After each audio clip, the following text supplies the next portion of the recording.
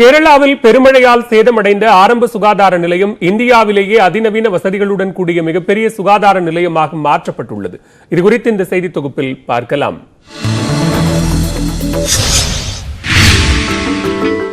பார்வையாளர்களை கவரும் கட்டடம், குழந்தைகள் விளையாடுவதற்கு பூங்கா, இவை அனைத்தும் இடம்பெற்றிருப்பது பொழுதுபோக்கு பூங்கா அல்ல, ஆரம்ப சுகாதார நிலையம்தான் இது.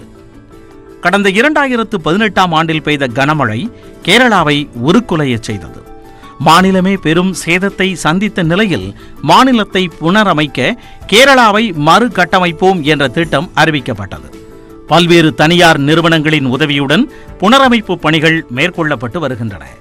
இதன்படி மலப்புரம் மாவட்டத்தில் உள்ள வழக்காடு பகுதியில் சேதமடைந்த அரசு ஆரம்ப சுகாதார நிலையத்தை சீரமைக்கும் பணியில் VPS என்ற தனியார் நிறுவனம் ஈடுபட்டது.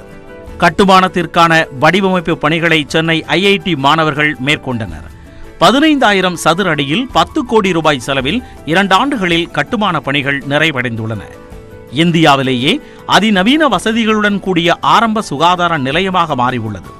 அறுவை சிகிச்சைக்காக சிறு அளவிலான அறுவை சிகிச்சை அரங்கு, ஆய்வகம், பல் மருத்துவ பிரிவு, ஆக்சிஜன் வசதிகளுடன் கூடிய கொரோனா சிகிச்சை மையம், கொரோனா தடுப்பூசி மையம் ஆகியவை அமைக்கப்பட்டுள்ளன.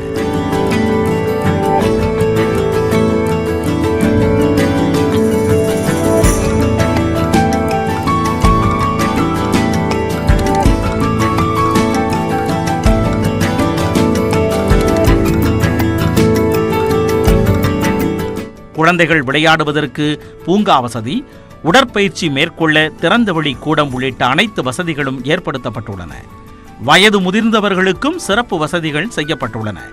தனியார் அதிநவீன மருத்துவமனையை மிஞ்சும் வகையில் அமைக்கப்பட்டுள்ள இந்த மருத்துவமனையை முதலமைச்சர் பினராயி விஜயன் வரும் 24ஆம் தேதி நாட்டிற்கு அர்ப்பணிக்க உள்ளார்.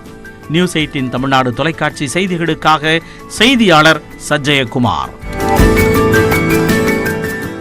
மேலும் பல்வேறு அண்மைச் செய்திகளுக்கு